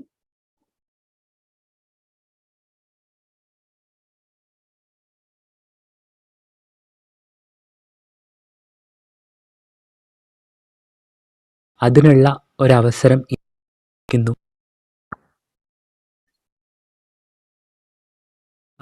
പാൻഅസെക്ഷ്വാലിറ്റി Asia conference 2021 സംസാരിക്കാൻ അവസരം കിട്ടിയതിലുള്ള സന്തോഷം ആദ്യമേ അറിയിക്കട്ടെ. ഇന്ന് സംസാരിക്കാൻ ഉദ്ദേശിക്കുന്ന വിഷയം intersectionality of caste with sexuality and queerness എന്ന് പറയുന്നതാണ്. 2 രീതിയിൽ ഈ സംസാരം വളരെയധികം പ്രാധാന്യം അർഹിക്കുന്നു എന്ന് കരുതുന്നു. ഒന്ന്, ഞാൻ സംസാരിക്കുന്നത് എൻ്റെ മാതൃഭാഷയിലാണ്. അതിനുള്ള ഒരവസരം ഈ ഇവൻ്റ് എനിക്ക് നൽകുന്നു എന്ന് പറയുന്നത് വളരെ പ്രധാനപ്പെട്ടതാണ്. 2, നമ്മൾ കൈകാര്യം ചെയ്യുന്ന വിഷയത്തിൻ്റെ സ്വഭാവം എന്താണ് എന്നുള്ളതാണ്. ഇത് ഒരേ സമയം ക്യൂർ മൂവ്മെൻറ്റിനകത്തുള്ള, മുഖ്യധാര ക്യൂർ മൂവ്മെൻറ്റിനകത്തുള്ള കുറേയധികം പരിമിതികളെ പുറത്തു കൊണ്ടുവരാൻ സഹായിക്കുന്നതാണ്. അതോടൊപ്പം തന്നെ ഇന്ത്യയിൽ പൊതുവെ ക്യൂർ മുന്നേറ്റങ്ങളുടെ പോക്ക് തീവ്ര ഹിന്ദുത്വ വലതുപക്ഷത്തിന് എളുപ്പം ഏറ്റെടുക്കാൻ പറ്റുന്ന തരത്തിലേക്കാണെന്ന ഒരു വിമർശനത്തെ കൂടി അത് മുൻകൂട്ടി അഭിസംബോധന ചെയ്യാൻ ശ്രമിക്കുന്നുമുണ്ട്. ഈ രീതിയിൽ വളരെ ഏറെ രാഷ്ട്രീയ പ്രാധാന്യമുള്ള ഒരു വിഷയമാണ് ഇൻ്റർസെക്ഷനാലിറ്റി ഓഫ് കാസ്റ്റ് ആൻഡ് സെക്ഷുവാലിറ്റി അല്ലെങ്കിൽ ക്യൂർനെസ് എന്ന് പറയുന്നത്. ക്യൂർ എന്ന് പറയുന്ന സമയത്ത് നമ്മൾ ഉദ്ദേശിക്കുന്നത് ഹെട്രോനോർമേറ്റീവായ ഒരു ഘടനയുടെ പുറത്ത് നിൽക്കുന്ന സിസ്ജെൻഡേർഡ് ആയിട്ടുള്ള ഒരു ക്രമത്തിന് പുറമേ നിൽക്കുന്ന ശരീരങ്ങളെ ആകമാനം സൂചിപ്പിക്കാനാണ്. പലതരത്തിലുള്ള കാമനകൾ സൂചിപ്പിക്കാൻ വേണ്ടിയിട്ടാണ്, പലതരത്തിലുള്ള എക്സ്പ്രഷനുകൾ സൂചിപ്പിക്കാനാണ്. ക്യൂർ എന്ന് പറയുന്നത് വളരെ എലാസ്തിക സ്വഭാവമുള്ള ഒരു ടേമായിട്ടാണ് പൊതുവെ ക്യൂർ തിയറികൾക്കുള്ളിൽ ഉപയോഗിച്ചു പോരുന്നത്. അതോടൊപ്പം അതിൻ്റെ രാഷ്ട്രീയ മൂല്യവും വളരെ ഏറെയാണ്. ഈയിടെ വളരെ ആകർഷിച്ച ഒരു വാചകം ഉണ്ടായിരുന്നു സോഷ്യൽ മീഡിയയിൽ. അതിങ്ങനെയായിരുന്നു: queer politics without intersectionality is just fashionable ഹിന്ദുത്വം എന്ന് പറയുന്നത്. അപ്പം വളരെ അധികം അർത്ഥങ്ങളുള്ളൊരു സ്റ്റേറ്റ്മെൻറ്റാണിത്. അപ്പം ഇൻ്റർസെക്ഷനാലിറ്റി എന്താ എന്നുള്ളൊരു ചോദ്യം വരും. അപ്പോൾ ക്യൂർ എന്ന് പറയുന്ന ഒരു കാറ്റഗറി വളരെ എക്സ്ക്ലൂസീവായൊരു കാറ്റഗറിയാണോ? വളരെ കേവലമായിട്ടുള്ളൊരു നിലനിൽപ്പ് അതിനുണ്ടോ? അത് ഒറ്റയ്ക്ക് നിൽക്കുന്ന ഒരു കാറ്റഗറി ആണോ? തുടങ്ങിയ ചോദ്യങ്ങൾ ചോദിക്കേണ്ടതായിട്ട് വരും. അങ്ങനെ ഏതെങ്കിലും ഒരു ഐഡൻറ്റിറ്റിക്ക് ഒരു ഒറ്റ ജീവിതം സാധ്യമാണോ? മറ്റൊന്നിനോടും ബന്ധപ്പെടാതെ നിലനിൽക്കാൻ പറ്റുമോ? പൊതുവെ ഇന്ത്യയിൽ ക്യൂർ മുന്നേറ്റങ്ങളുടെ ഒരു പോക്ക് എന്ന് പറയുന്നത് ജാതീയവും മതപരവുമായിട്ട് പിളർന്ന ഇന്ത്യൻ സാമൂഹിക ഘടനയെ ഒരു തരത്തിലും അഭിസംബോധന ചെയ്യാതെയാണ്. ഒരു നിലയിൽ എസെൻഷ്യലിസത്തിനോട് ചേർന്ന് നിൽക്കുന്ന നിലപാടുകളാണ് ക്യൂർ മുന്നേറ്റങ്ങൾ സ്വീകരിച്ചു പോരുന്നത്. ബയോളജിക്കൽ എസെൻഷ്യലിസത്തിനോട് ചേർന്ന് നിൽക്കുന്നത് കൊണ്ട് തന്നെ ജാതി പോലുള്ള സാമൂഹിക വിഷയങ്ങളെ ഈ ചർച്ചയുടെ കേന്ദ്രത്തിൽ നിന്ന് അപ്പാടെ എളുപ്പത്തിൽ തുടച്ചു നീക്കാൻ സാധിക്കുന്നുമുണ്ട്. ജാതി ക്യൂർ മൂവ്മെൻറ്റുകൾക്കുള്ളിൽ പ്രവർത്തിക്കുന്നില്ല എന്നല്ല, മറിച്ച് ജാതിയെക്കുറിച്ചുള്ള ചർച്ചകളെ അപ്പാടെ അദൃശ്യമാക്കി കളഞ്ഞാണ് അതിൻ്റെ ഒരു പോക്ക്. ഇതുകൊണ്ട് തന്നെ ക്യൂർ വിഷയത്തെ മുൻനിർത്തിയുള്ള ചർച്ചകളെല്ലാം തന്നെ ഒരു തരം വരേണ്യ സ്വഭാവം പലപ്പോഴും സൂക്ഷിക്കുന്നതായിട്ട് കാണാൻ സാധിക്കും. ഇന്ത്യയിൽ മാർക്സിസം നേരിട്ട ഏറ്റവും വലിയ വെല്ലുവിളി എന്ന് പറയുന്നത് ഇന്ത്യൻ യാഥാർത്ഥ്യമായ ജാതി അത് അഭിസംബോധന ചെയ്തില്ല എന്നതാണ്. വർഗപരമായ യാഥാർത്ഥ്യത്തെ ആണ് മാർക്സിസത്തിൻ്റെ സൈദ്ധാന്തിക സമീക്ഷകളെല്ലാം അഭിസംബോധന ചെയ്തുകൊണ്ടേയിരുന്നത്. ജാതി അവർ അപ്പാടെ അവഗണിച്ചു കളഞ്ഞു. ഇതേ ഒരു പരിമിതി ക്യൂർ മൂവ്മെൻറ്റിനകത്തേക്കും വന്നു ഭവിച്ചിട്ടുണ്ട്. അതോടൊപ്പം തന്നെ സെക്ഷൽ ആയിട്ടുള്ള ജെൻഡർ ആയിട്ടുള്ള ഐഡൻറ്റിറ്റി ക്ലെയിം ചെയ്യാൻ പറ്റുന്ന മനുഷ്യരാരാണ്, ഏത് തരം മനുഷ്യരാണ്, ഏത് ക്ലാസ് പൊസിഷനിൽ നിൽക്കുന്ന മനുഷ്യനാണ്, ഏത് കാസ്റ്റ് പൊസിഷനിൽ നിൽക്കുന്ന മനുഷ്യനാണ് തുടങ്ങിയ ചോദ്യങ്ങളൊക്കെ ചോദിക്കാവുന്നതാണ്. LGBTIQA+ എന്ന് പറഞ്ഞ് നമ്മൾ ഒരുമിച്ച് പറയുന്ന വിഭാഗങ്ങളുടെ ഓരോരുത്തരുടെയും പ്രശ്നങ്ങൾ വ്യത്യസ്തമാണ്. ഇതിൽ തന്നെ ജാതി പോലുള്ള വിഷയങ്ങൾ കടന്നു വരുന്ന സമയത്ത് കുറേ കൂടി വലിയ പിളർപ്പുകൾ ഉണ്ടാകുന്നു. ആശയപരമായ പല തരത്തിലുള്ള വ്യത്യാസങ്ങൾ ഉണ്ടാകുന്നു. ഈ വ്യത്യസ്തതകളെ അംഗീകരിച്ചുകൊണ്ട് മാത്രമേ ഒരു മുന്നോട്ട് പോക്ക് സാധ്യമാവുകയുള്ളൂ. ഒരു മേൽജാതി ഹിന്ദു ക്യൂർ വ്യക്തി നേരിടുന്ന പ്രശ്നങ്ങളെയല്ല ഒരു ദളിത്, ആദിവാസി, ബഹുജൻ പരിസരത്തിൽ നിന്ന് വരുന്ന ഒരു ക്യൂർ വ്യക്തിക്ക് നേരിടേണ്ടതായിട്ടുള്ളത്. രണ്ട് അനുഭവങ്ങളും തമ്മിലുള്ള ദൂരം വളരെ വലുതാണ്. ഈ ദൂരത്തെ നമുക്ക് അംഗീകരിക്കാതെ ഒരു മുന്നോട്ട് പോക്ക് സാധ്യമല്ല എന്ന് തന്നെ പറയേണ്ടി വരും. കേരളത്തിൽ അല്ലെങ്കിൽ ഇന്ത്യയിൽ ക്യൂർ മൂവ്മെൻറ്റിൻ്റെ മുഖമായിട്ട് മാറുന്നത് ഏത് തരം മനുഷ്യരാണ്? ആഘോഷിക്കപ്പെട്ട സ്വർഗ വിവാഹങ്ങൾ, അതിൻ്റെ സ്വഭാവം എന്തായിരുന്നു? ക്യൂർ പ്രൈഡ് പോലുള്ള ആഘോഷങ്ങളിൽ കമ്മ്യൂണിറ്റി ഗ്യാതറിങ്ങിന് പങ്കെടുക്കാൻ പറ്റുന്നത് ഏത് തരം മനുഷ്യർക്കാണ്, എന്ത് തരം പ്രിവിലേജുകളുള്ള മനുഷ്യർക്കാണ് തുടങ്ങിയ ചോദ്യങ്ങളൊക്കെ ഇതിനോട് ചേർത്ത് വയ്ക്കാവുന്നതാണ്. അപ്പം ഒരു സമയത്ത് ഓദർലോഡ് ഇങ്ങനെ എഴുതുന്നുണ്ട്: ഫെമിനിസ്റ്റുകളെ സംബന്ധിച്ചിടത്തോളം, വെളുത്ത വർഗ്ഗക്കാരികളായ ഫെമിനിസ്റ്റുകളെ സംബന്ധിച്ചിടത്തോളം അവരുടെ മകൻ വളർന്ന് ഒരു പുരുഷാധിപത്യ ചിന്ത പേറുന്നവനായി തീരുമോ എന്ന പേടിയിലാകും വെളുത്ത ഫെമിനിസ്റ്റുകൾ ജീവിക്കുന്നത്. പക്ഷേ ഒരു കറുത്ത വർഗ്ഗക്കാരിയായ ഒരു സ്ത്രീയെ സംബന്ധിച്ചിടത്തോളം അവളുടെ മകൻ ഏത് നിമിഷവും വേണമെങ്കിൽ തെരുവിൽ കൊല്ലപ്പെട്ടേക്കാം എന്ന ഭീതിയിലാണ് അവൾ ജീവിച്ചു തീർക്കുന്നത് എന്ന് ഓദർലോഡ് എഴുതുന്നുണ്ട്. അപ്പം ഈ വ്യത്യാസം, ഈ അടിസ്ഥാനപരമായ വ്യത്യാസത്തെ നമ്മൾ അഭിമുഖീകരിക്കേണ്ടതുണ്ട്. അപ്പം പ്രധാനമായിട്ടും ജാതി എന്ന് പറയുന്നത് ഭൂതകാലത്ത് കഴിഞ്ഞു പോയ എന്തോ ഒന്നായിട്ടാണ് പൊതുവെ നമ്മൾ മനസ്സിലാക്കി പോരുന്നത്. പക്ഷെ ഇപ്പോഴും പല ക്യൂർ വ്യക്തികളും ജാതിവാല അഭിമാനത്തോടെ പേരിന് പിന്നിൽ ചേർക്കുന്നുണ്ട്. പക്ഷേ ദളിത്, ആദിവാസി, ബഹുജൻ വിഭാഗത്തിൽ വരുന്ന ക്യൂർ മനുഷ്യർക്ക് അങ്ങനെ ഒരു കാസ്റ്റ് പ്രിവിലേജിനെ ക്ലെയിം ചെയ്യാൻ ഒന്നും സാധിക്കുന്നില്ല. അതേപോലെ തന്നെ അവർക്ക് ക്യൂർ മൂവ്മെൻറ്റിൻ്റെ ഒരു മുഖ്യധാരയിലേക്ക് കടന്നു വരാനും എത്ര കണ്ട് പറ്റുന്നുണ്ട്, നേതൃനിരയിലേക്ക് കടന്നു വരാൻ എത്ര പറ്റുന്നുണ്ട് എന്നതും സംശയമുള്ള ചോദ്യം തന്നെയാണ്. അപ്പം ഈ രീതിയിൽ പലതരം വൈരുദ്ധ്യങ്ങൾക്കുള്ളിലാണ് ഇന്ത്യയിലെ ക്യൂർ മൂവ്മെൻറ്റിൻ്റെ പോക്ക് എന്ന് പറയുന്നത്. ഇതിന് ഈ ഒരു മുഖ്യധാര ക്യൂർ മൂവ്മെൻറ്റിനോട് വിയോജിപ്പുകളും ആശയപരമായ വിയോജിപ്പുകളും വിമർശനങ്ങളും ഉന്നയിച്ചുകൊണ്ട് ദളിത് ക്യൂർ ആയിട്ടുള്ള, ആദിവാസി ബഹുജൻ ക്യൂർ ആയിട്ടുള്ള, ഡിസേബിൾഡ് ക്യൂർ ആയിട്ടുള്ള, മുസ്ലിം ക്യൂർ ആയിട്ടുള്ള മനുഷ്യർ നിരന്തരം ഒച്ചയെടുത്തുകൊണ്ടിരിക്കുന്നുണ്ട്. അവരുടെ നിലപാടുകളെ തന്നെ സംഗ്രഹിക്കാനാണ് ഞാനും ശ്രമിച്ചുകൊണ്ടിരിക്കുന്നത്. ദളിത് ക്യൂർ ആക്ടിവിസ്റ്റായ ധിരൺ ബോറിസ ഒരു സമയത്ത് ഇങ്ങനെ എഴുതുന്നുണ്ട്: സെക്ഷുവാലിറ്റി എന്ന് പറയുന്ന ഒന്ന് ജാതി ഉപയോഗിച്ചുകൊണ്ടാണ് ഇന്ത്യയിൽ വിറ്റഴിക്കപ്പെടുന്നതെന്ന്. കേരളത്തിലൊക്കെ പത്രത്തിലെ മാട്രിമോണിയൽ പരസ്യം നോക്കുകയാണെങ്കിൽ നിങ്ങൾക്ക് അത് കൃത്യമായിട്ട് മനസ്സിലാവും. SC ST ഒഴികെ എന്നാണ് എല്ലാ വിവാഹ പരസ്യങ്ങളിലും ചുവടെ പൊതുവായിട്ട് കാണുന്ന ഒരു വാക്യം. അപ്പം പൊതുവെ ഡേറ്റിംഗ് ആപ്പുകളിൽ കയറുന്ന സമയത്ത് ദളിതായിട്ടുള്ള, ആദിവാസി ബഹുജനായിട്ടുള്ള ഒരു ക്യൂർ വ്യക്തിയെ സംബന്ധിച്ചിടത്തോളം ഉണ്ടാകുന്ന ഒരു പ്രതിസന്ധി ഉണ്ട്. കറുത്തവരെ വേണ്ട, സ്ത്രൈണതയുള്ളവരെ വേണ്ട, നിലനിൽക്കുന്ന സൗന്ദര്യ സങ്കല്പങ്ങൾക്ക് പുറമേയുള്ള ശരീരങ്ങളെ വേണ്ട, ആ ശരീരങ്ങൾ മൂല്യം കുറഞ്ഞ ശരീരങ്ങളാണ് എന്നുള്ള രീതിയിലൊരു എക്സ്ക്ലൂഷൻ അവിടെ സംഭവിക്കുന്നുണ്ട്. പല രീതിയിൽ ജാതിവാലുകൾ ഡേറ്റിംഗ് ആപ്പുകളിൽ വ്യാപകമായിട്ട് ഉപയോഗിക്കപ്പെടുന്നുണ്ട്. അപ്പം ഇതൊക്കെ പുറത്ത് നിർത്തുന്ന മനുഷ്യരുടെ അനുഭവം തന്നെയാണ് ക്യൂർ മൂവ്മെൻറ്റിനകത്ത് വലിയ ചോദ്യങ്ങളായിട്ട്, ആശയപരമായിട്ടുള്ള വലിയ വിമർശനങ്ങളായിട്ട് ഉയർന്നു കേൾക്കുന്നത്. അംബേദ്കർ ജാതിയെ 1920 മൂക്ക് നായക് എന്ന് പറയുന്ന അദ്ദേഹത്തിൻ്റെ തന്നെ പത്രത്തിൽ ഈ രീതിയിലാണ് വിശദീകരിക്കുന്നത്: ജാതി എന്ന് പറയുന്നത് വളരെ മനോഹരമായി പണിതിട്ടുള്ള ഒരു കെട്ടിടമാണ്. ആ കെട്ടിടത്തിൻ്റെ കെട്ടിടത്തിന് പല തട്ടുകളുണ്ട്. ഓരോ തട്ടിലും ഓരോ തരം മനുഷ്യരുണ്ട്. മുകളിൽ നിന്ന് താഴോട്ട് വരുന്തോറും ശരീരങ്ങളുടെ മൂല്യം കുറഞ്ഞു കുറഞ്ഞു വരുന്നു. പിന്നെ ആകെയുള്ളൊരു പ്രശ്നം എന്താണെന്ന് വെച്ചാൽ, ഏത് തട്ടിലാണ് ഒരു മനുഷ്യൻ ജനിക്കുന്നത്, മരണം വരെ ആ തട്ടിൽ തന്നെ അദ്ദേഹം തുടരണം. എത്രത്തോളം മെറിറ്റോറിയസ് ആണെങ്കിലും അയാൾക്ക് മുകളിലേക്ക് സ്ഥാനക്കയറ്റമൊന്നും കിട്ടില്ല.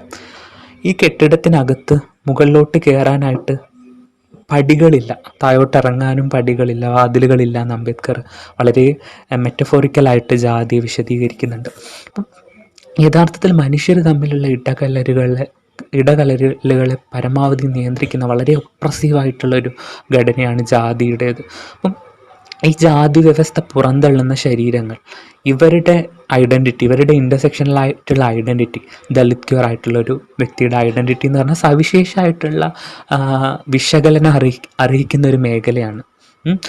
IPC 370 പറ്റിയുള്ള വലിയ ചർച്ചകളുടെ ഭാഗമായിട്ടാണ് ഇന്ത്യയിൽ ക്യൂർ മൂവ്മെൻറ്റ് അതിൻ്റെ ആദ്യഘട്ടത്തിൽ അടിത്തറ പടുത്തുയർത്തുന്നത്. അപ്പോൾ ആ സമയത്ത് സെക്ഷുവാലിറ്റി സ്വകാര്യതയാണെന്ന മുദ്രാവാക്യം വലിയ ഉച്ചത്തിൽ ഉയർന്നു കേട്ടിരുന്നു.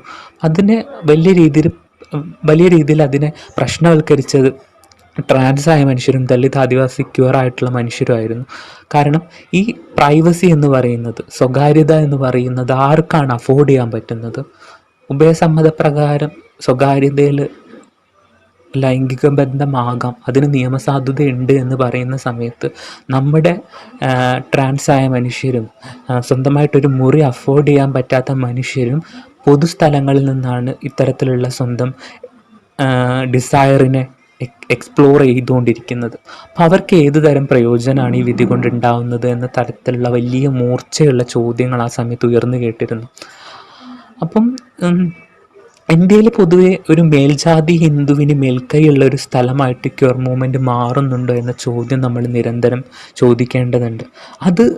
അത് സൃഷ്ടിക്കുന്ന പലതരം പ്രതിസന്ധികളുണ്ട്. ഇന്ത്യയിലെ ക്യൂർ മൂവ്മെൻറ്റിൻ്റെ ഒരു കാവ്യ ജീവിതവും കൂടി ആ രീതിയിൽ നമ്മൾ പരിഗണിക്കേണ്ടതാണ്. 2000-ങ്ങളോടെ തന്നെ ക്യൂർ പഠനങ്ങൾ ഇന്ത്യയിൽ യൂണിവേഴ്സിറ്റി തലങ്ങളിൽ പഠന വിഷയമായി മാറുന്നുണ്ട്. അപ്പം ആ സമയത്ത് വരുന്ന ഒരു ക്യൂറിനെ മുൻനിർത്തിയുള്ള അന്വേഷണങ്ങൾ ഏറെയും വളരെ ബ്രാഹ്മണിക്കലായ രാമായണം മഹാഭാരതം പോലുള്ള ടെക്സ്റ്റുകളെ മുൻനിർത്തിയുള്ളതായിരുന്നു. ആ പഠനങ്ങൾ വളരെ സെക്കുലർ പരിവേഷത്തോടെ തന്നെ വലിയ തോതിൽ സ്വീകരിക്കപ്പെടുകയും ചെയ്തു, ഒട്ടും വിമർശനങ്ങളേ ഇല്ലാതെ. അപ്പം അതേസമയം സോഷ്യൽ മീഡിയയിൽ ഒരാൾ മുസ്ലിം ക്യൂർ എന്ന രീതിയിൽ ഒരു ഐഡൻറ്റിറ്റി പെർസീവ് ചെയ്യുന്ന സമയത്ത് അതിനെ വലിയധികം പ്രശ്നം പിടിച്ച ഒരു നിലനിൽപ്പായിട്ടാണ് ക്യൂർ മൂവ്മെൻറ്റിൻ്റെ അകത്തെ ആളുകൾ തന്നെ നോക്കിക്കാണുന്നത്, അതിനെ വിമർശിക്കുന്നു. അപ്പം ഈ ഒരു ഇരട്ടത്താപ്പ് ചോദ്യം ചെയ്യാതിരിക്കാൻ ഒരു നിവർത്തിയുമില്ല. ഇത് ചോദ്യം ചെയ്യപ്പെടേണ്ടത് തന്നെയാണ്. അപ്പം ഇത്രയാണ് ഈ വിഷയത്തിൽ സംസാരിക്കാനുള്ളത്. അപ്പം ഇൻ്റർസെക്ഷനാലിറ്റി എന്ന് പറയുന്നത് ഏതൊരു മുന്നേറ്റത്തിലും വളരെ പ്രധാനപ്പെട്ട ഒരു ഘടകമാണ്. ജാതിയെക്കുറിച്ച് മിണ്ടാതെ ക്യൂർ മൂവ്മെൻറ്റിനൊരു മുന്നോട്ട് പോക്ക് സാധ്യമാണെന്ന് തോന്നുന്നില്ല. ഈയിടെ വന്ന ട്രാൻസ്ജെൻഡർ റിസർവേഷനുമായിട്ട് ബന്ധപ്പെട്ട ചർച്ചകളെയും ഇതിനോട് ചേർത്ത് വെച്ച് വായിക്കാവുന്നതാണ്. നന്ദി.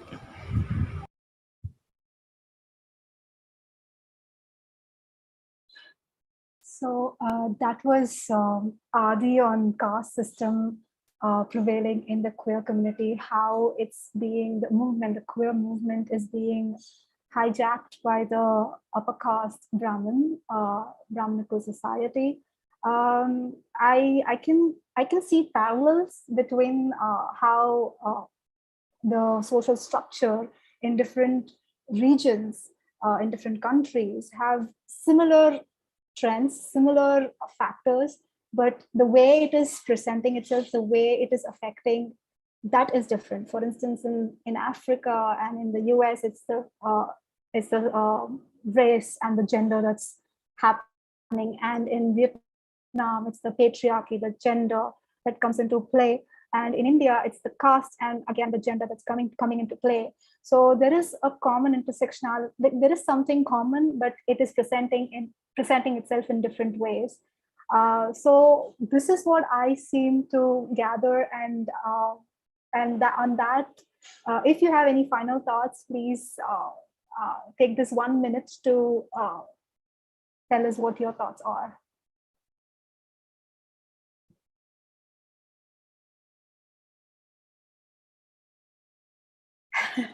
Wow. Yeah, it is a powerful audio that was played, and I do feel the same way when I heard Chilaman, or I do when I heard Ashabi speaking about how race plays an important intersection, like plays such an important role in the queer community as well, and how the patriarchy, the gender norm in Vietnam, the family value system plays such an important intersectionality in the Vietnamese society. So it is quite, it's a lot to take for me as well. And with that, with a lot of food for thought, we are going to be ending this session, this panel discussion. Thank you all for being here. I know Prashant had to drop off because he had a meeting and he had to go. I thank Ashabi, thank you Chulamano, and thank you Tam for being here, and thank you Prashant if you're watching on YouTube. Thank you as well, and thank you everyone being here. You were great. I see that the chat is amazingly exploding right now. Do join in at 2 o'clock. We have Chulamano having like a, should I say performance, Chulamano?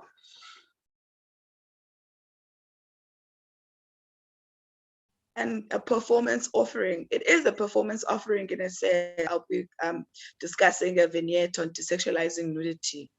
Yes, so Chulamano is going to be performing at 2 o'clock.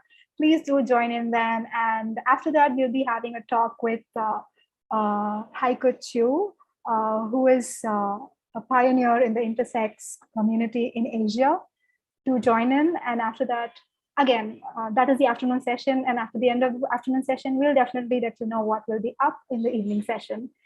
Thank you one and all. Bye. Bye, everyone. Bye, everyone. Goodbye. Bye, everyone. Have a good day.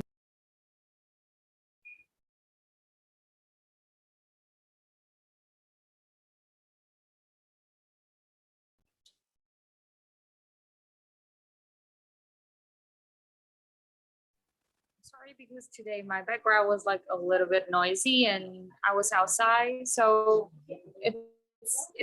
I'm not in my home because of like an emergency, so it's kind of, I was on and off the whole argument, the whole sessions. Hope it didn't like really affect the whole result. Yeah, but I think every story that I've heard today is so spectacular, and every panelist and even the host. I'm thinking like I am just like, I'm Gen Z, you know, I'm very young. So just to listen to your story, and I have known about the story, for example, about the Black trans woman, or maybe in South Africa, all those things, but I have never like felt really connected to it.